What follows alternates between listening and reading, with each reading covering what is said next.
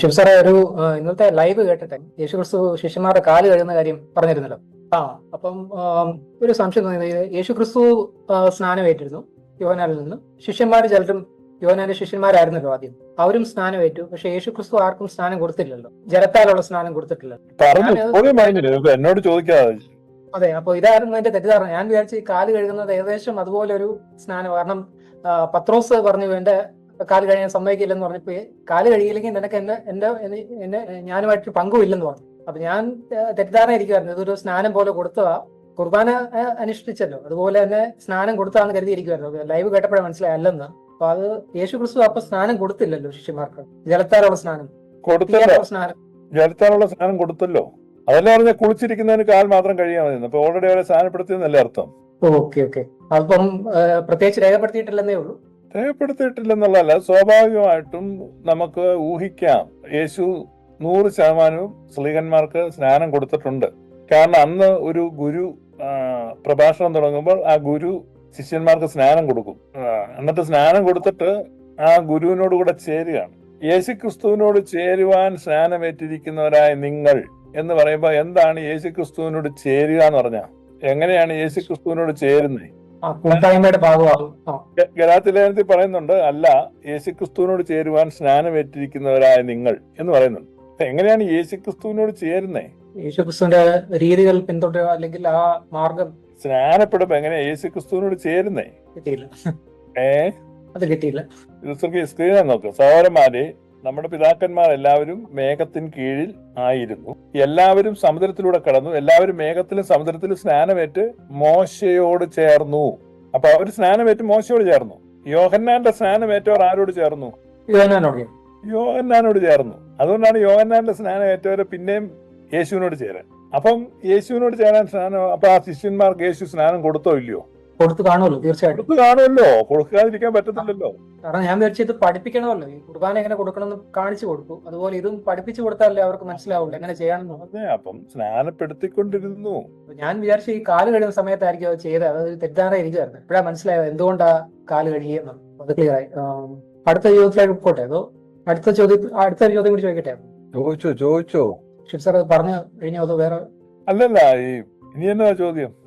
അടുത്ത ചോദ്യം നമ്മുടെ അറ്റോൺമെന്റ് തിയറി പഠിപ്പിച്ചപ്പോഴേ, അപ്പം അതിന്റെ അകത്ത് ഈ നമ്മള് പിതാവിന്റെ ആറ്റിറ്റ്യൂഡും യേശുക്രിസ്തുവിന്റെ റോളും പഠിച്ചിരുന്നു. അപ്പം നമ്മുടെ ഹോളി സ്പിരിറ്റിന്റെ റോളിനെ കുറിച്ച് അവിടെ എവിടെയോ ചില ക്ലിപ്പുകൾ കേട്ടു. അല്ലാതെ ഈ സ്പിരിറ്റ് ഓഫ് അറ്റോൺമെന്റ് എന്ന് പറഞ്ഞൊരു പ്രസംഗം എവിടെയോ കേട്ടു ഞാൻ കുറച്ച് വർഷങ്ങൾക്ക് മുമ്പ്. ഇപ്പോൾ കാര്യമായിട്ട് ഓർമ്മയില്ല. പക്ഷെ അങ്ങനെ ഹോളി സ്പിരിറ്റിന്റെ റോൾ എങ്ങനെയാ വരുന്നത് നമ്മുടെ അറ്റോൺമെന്റിന്റെ അകത്ത്? റീകാപ്പിറ്റുലേഷൻ തിയറിയിൽ സാർ പഠിപ്പിച്ചത് ഇങ്ങനെ യേശുക്രിസ്തുവിന്റെ ജനനത്താലാണ് നമുക്ക് അറ്റോൺമെന്റ് വരുന്നതെന്നുള്ളത്.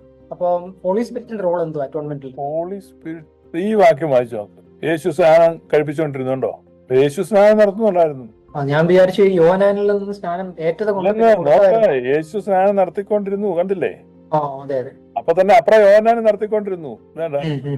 യോഹന്നാനും ശാലേമിനരികെ അയിനോന് സ്നാനം കഴിപ്പിച്ചുകൊണ്ടിരുന്നു. അപ്പൊ രണ്ട് ലീഡർഷിപ്പും 2 സ്നാനമായിരുന്നു. ഒരേ സമയം രണ്ട് പേര് 2 സ്നാനമായിരുന്നു. പിന്നെ യോഹന്നാൻ തടവിലായി. അപ്പോൾ യോഹന്നാന്റെ ശിഷ്യന്മാര് ഗുരുവില്ലാത്തവരായി. അവരിങ്ങനെ അലഞ്ഞു തിരിഞ്ഞ് നടന്നു. അവർ കുറെ പേര് യേശുവിൻ്റെ കൂടെ ചേർന്നു. അവരിൽ ഒരാളെ കണ്ടപ്പോഴാണ് അവർ പിന്നെ സ്നാനം വേണ്ടെന്ന് ഓർത്ത്. അപ്പോൾ ചോദിച്ചു, നിങ്ങളുടെ സ്നാനം ഏതാ? ഞങ്ങൾ യോഹന്നാന്റെ. അത് പറ്റത്തില്ല, യേശുവിന്റെ നാമത്തിൽ സ്നാനം ഏക്കണമെന്ന് പറഞ്ഞ് അവരെ സ്നാനപ്പെടുത്തി. പ്രവൃത്തി 19 അപ്പൊ യേശുക്രിസ്തു സ്നാനം നടത്തിക്കൊണ്ടായിരുന്നേ.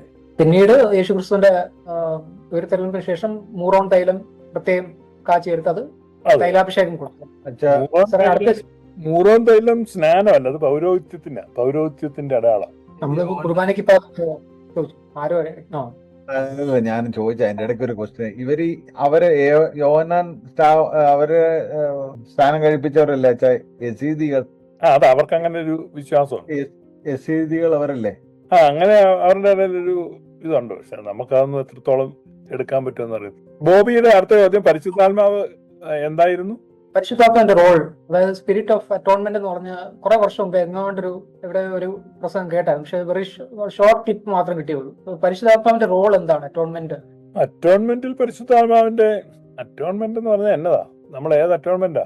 നമ്മുടെ ഈ പാപത്തിൽ നിന്നുള്ള അറ്റോൺമെന്റ് ആണല്ലോ പഠിപ്പിച്ചത്. അറ്റോൺമെന്റ് തിയറി ഏത് തിയറി വെച്ചാ നമ്മൾ ചോദിക്കുന്നത്? ഞാൻ റീകാപ്പിറ്റുലേഷൻ തിയറിയാണ് എനിക്ക് കുറച്ചുകൂടി ആക്സെപ്റ്റഡ് ആയിട്ട് തോന്നിയത്. യേശുക്രിസ്തുവിന്റെ ജനനത്താൽ തന്നെ നമുക്ക് അറ്റോൺമെന്റ് ആയി, പാപത്തിൽ നിന്നുള്ള രക്ഷയായി. കാരണം ദൈവത്തിൽ നിന്നുള്ള അകൽച്ച അങ്ങ് മാറിയല്ലോ അതോടെ. അപ്പൊ പരിശുദ്ധാത്മാവിന്റെ റോള്, പരിശുദ്ധാത്മാവ് നമുക്ക് ആ നീതിബോധം തരുന്നു, കണ്ടിന്യൂസ് ആയിട്ട് ആ ബോധത്തിൽ നമ്മളെ ജീവിക്കാൻ ഹെൽപ്പ് ചെയ്യുന്നു. ആ പരിശുദ്ധാത്മാവിന്റെ റോള്. പരിശുദ്ധാത്മാവിനെ പലതായിട്ട് ഇങ്ങനെ തിരിച്ചു പറയുന്നുണ്ട്. Spirit of truth, spirit of justice, അങ്ങനെ ആയിട്ട്. അപ്പൊ സ്പിരിറ്റ് ഓഫ് അറ്റോൺമെന്റ് എന്ന് പറഞ്ഞ് കേട്ടെങ്കിൽ ഞാനത് എനിക്ക് ബൈബിളിൽ കണ്ടെത്താൻ പറ്റിയില്ല. സ്പിരിറ്റ് എന്ന് പറഞ്ഞാൽ ഒന്നേ ഉള്ളൂ, ഒന്ന് എന്ന് എഴുതി വെച്ചിരിക്കുക, അല്ല 100 ആത്മാവ്. പരിശുദ്ധാത്മാവിനെ പല വട്ടമായിട്ട് കൊടുത്തെന്നും പറഞ്ഞല്ലോ സാർ. യേശുക്രിസ്തു കൊടുത്തത് 3 തവണയായിട്ട് കൊടുത്തല്ലോ ശിഷ്യന്മാർക്ക്. അപ്പൊ ഓരോ തവണ ഓരോ കഴിവ് കൊടുക്കുമായിരുന്നു. ഇങ്ങനെയൊക്കെ ഞാൻ തന്നെ അങ്ങ് ചിന്തിക്കുമായിരുന്നു. പക്ഷെ അപ്പൊ മനസ്സിലായിട്ടില്ല, ക്ലിയർ ആയി അങ്ങനെയല്ലെന്നുള്ളത്. കാരണം ആദ്യത്തെ തവണ അവരെ പറഞ്ഞു വിടുമ്പോ നിങ്ങൾ പോയി അത്ഭുതങ്ങളൊക്കെ ചെയ്തോളം പറഞ്ഞു. പിന്നെ പരിശുദ്ധാത്മാവ് തീയായിട്ട് ഇറങ്ങി വന്നതിന് ശേഷം അവർ അന്യഭാഷ സംസാരിക്കാൻ തുടങ്ങി. യേശുക്രിസ്തു ചെയ്ത എല്ലാ അത്ഭുതങ്ങളും അവരും റെപ്ലിക്കേറ്റ് ചെയ്യാൻ തുടങ്ങി. വയ്യാത്തവരെ, കാല് വയ്യാത്തവരെ എണീപ്പിക്കുന്നു, പിന്നെ പനി പിടിച്ചവരെ സുഖപ്പെടുത്തുന്നു, എല്ലാം. അത് പലതായിട്ട് കൊടുത്തോണ്ട് പല ശക്തികളായിട്ട് കൊടുത്താന്ന് ഞാൻ വിചാരിക്കുന്നതിന് കുഴപ്പമൊന്നുമില്ല. അല്ലാതെ ക്ലിയർ ആവുന്ന ഇതുപോലെ എവിടെയെങ്കിലും കേൾക്കുമ്പോഴല്ലാതെ നമ്മള് ഇപ്പൊ ഇന്നത്തെ ആ കാല് കഴുകുന്നതിന്റെ കാര്യം ഞാൻ ഇന്നേ വരെ ആരും പറഞ്ഞു കേട്ടിട്ടില്ല. കാര്യത്തിനായിരിക്കും അത് കൊടുക്കുന്നതെന്ന്. എല്ലാവരും കാല് കഴുകുമ്പോൾ എളിമ കാണിക്കാൻ സാർ പറഞ്ഞാൽ അതുപോലെ പറയുന്നത് പ്രസംഗത്തിൽ വരുന്നത്. അത് ക്ലിയർ ആയി സാർ, താങ്ക് യു. പാസ്റ്റർ, ഈ പരിശുദ്ധാത്മാവ് സ്ത്രീയാന്നൊക്കെ പറയുന്നുണ്ട്. അപ്പൊ അതിന്റെ യാഥാർത്ഥ്യം എന്താണെന്നൊക്കെ ഒന്ന് പറയാമോ? പരിശുദ്ധാത്മാ ആരാ? നമ്മുടെ ജിസ്മോനാണോ? ഞാൻ ജിസ്മോനാ. ജിസ്മോൻ യഹോവയ്ക്ക് പഠിക്കുകയാണ്, ഇരുട്ടത്തിരിക്കുന്നേ, ലൈറ്റ് ഇല്ല, അതുകൊണ്ട്. പരിശുദ്ധാത്മാവ് സ്ത്രീയാന്നാരാ പറഞ്ഞേ? പാസ്റ്ററിന്റെ ഒരു വീഡിയോക്കകത്ത് കേട്ടതാ. ആണോ? അങ്ങനെ ഞാൻ പറഞ്ഞു. ഏതൊരു വീഡിയോക്കകത്ത് ഉണ്ടായിരുന്നു. ഈ സ്ത്രീ എന്ന് സ്ത്രീയാനി പാരമ്പര്യത്തിൽ അങ്ങനെ എന്തോ പിതാക്കന്മാര് പറയുന്നുണ്ട്. അങ്ങനെയാ സ്ത്രീ എന്ന് ഉദ്ദേശിക്കുന്നത് എന്നതാ? സ്ത്രീ എന്ന് ഉദ്ദേശിക്കുന്നത് ഒരു വിഭാഗം എന്ന് മാത്രമേ ഉള്ളൂ. അല്ല, ഈ സ്ത്രീ എന്ന് ജോമൻ ഉദ്ദേശിക്കുന്നത് എന്നതാ? ജിസ്മോൻ ഉദ്ദേശിക്കുന്നത് എന്നതാ? സ്ത്രീ ഉദ്ദേശിക്കുന്നത് സാധാരണ നമ്മള് ലേഡീസ് എന്ന് ഉദ്ദേശിക്കും, അത് തന്നെ. അല്ല, അത് എന്നതാ സ്ത്രീ എന്ന് ഉദ്ദേശിക്കുന്നത് എന്നതാ? അതുകൊണ്ട് ചോദിച്ചാൽ എനിക്ക് കിട്ടുന്നില്ല. തിയോളജി അല്ലെന്നേ. സ്ത്രീ എന്ന് പറഞ്ഞാൽ എന്നതാണ് ജോമോ മനസ്സിലാക്കുന്നത്, അല്ല ജിസ്മോ മനസ്സിലാക്കുന്നത്? സ്ത്രീ എന്ന് പറയും പുരുഷനിൽ നിന്നും വ്യത്യസ്തമായ ഒരു വ്യക്തി, പുരുഷനേക്കാൾ വ്യത്യസ്തമായി മൂത്രം ഒഴിക്കുന്ന ഒരു ജീവി, അങ്ങനെയാണോ? അങ്ങനെയല്ല. പിന്നെ എന്താണ് പറ? സ്ത്രീ എന്ന് പറഞ്ഞാല് എനിക്ക് പിടികിട്ടുന്നില്ല, പെട്ടെന്ന് അറിയത്തില്ല അല്ലേ? ഇല്ലേ, മറന്നുപോയി. അപ്പൊ പിന്നെ ഈ ചോദിക്കുന്നതിനകത്ത് എന്തെങ്കിലും അർത്ഥമുണ്ട്? നമുക്ക് ഈ സ്ത്രീ എന്ന് പറഞ്ഞാൽ എന്താണെന്ന് ആദ്യം മനസ്സിലാക്കണ്ടേ? മനുഷ്യൻ എന്ന് പറഞ്ഞാൽ എന്നതാണ്? മനുഷ്യൻ ഒരു വ്യക്തി എന്നേ ഉള്ളൂ. മനുഷ്യൻ എന്ന് പറഞ്ഞാൽ സ്ത്രീകൾ മനുഷ്യരാണോ? സ്ത്രീകൾ മനുഷ്യരാണ്. അതോ പുരുഷന്മാർ മാത്രമേ മനുഷ്യരുള്ളൂ? അല്ല, സ്ത്രീകളും മനുഷ്യരാണ്. എന്നാര് പറഞ്ഞു? ആര് പറഞ്ഞു ചോദിച്ചാ കാണുമ്പോൾ അറിയാമല്ലോ, സ്ത്രീകളും മനുഷ്യരാണ്. ഇപ്പൊ സ്ത്രീയും പുരുഷനോട് ചേരുമ്പോഴല്ലേ മനുഷ്യരെന്ന് പറഞ്ഞാ, അല്ലേ? രണ്ടും ഇല്ലേ? അതുപോലെയാ ദൈവത്തിന്റെ സാദൃശ്യത്തിലല്ലേ മനുഷ്യനെ സൃഷ്ടിച്ചേ. അപ്പൊ മനുഷ്യരിൽ ആ പുരുഷത്വവും സ്ത്രീത്വം ഇല്ലേ? അപ്പൊ ദൈവത്തിലും അത് രണ്ടും വേണ്ടേ? അതോ ഒന്ന് മതിയോ? രണ്ടും വേണം. അപ്പൊ ദൈവം മനുഷ്യനേക്കാൾ പൂർണ്ണതയുള്ള ആളല്ലേ, അതോ മനുഷ്യനേക്കാൾ കുറഞ്ഞാണോ? മനുഷ്യനേക്കാൾ പൂർണ്ണതയുള്ള ആളാണ്. അപ്പൊ സ്ത്രീയും പുരുഷനും പിന്നെ വേറെ എന്തെങ്കിലും ഉണ്ട്, അതും കൂടെ ദൈവത്തിൽ കാണുമല്ലോ. കാണുമായിരിക്കും. അല്ല, ദൈവം പുരുഷൻ തന്നെ അല്ലല്ലോ.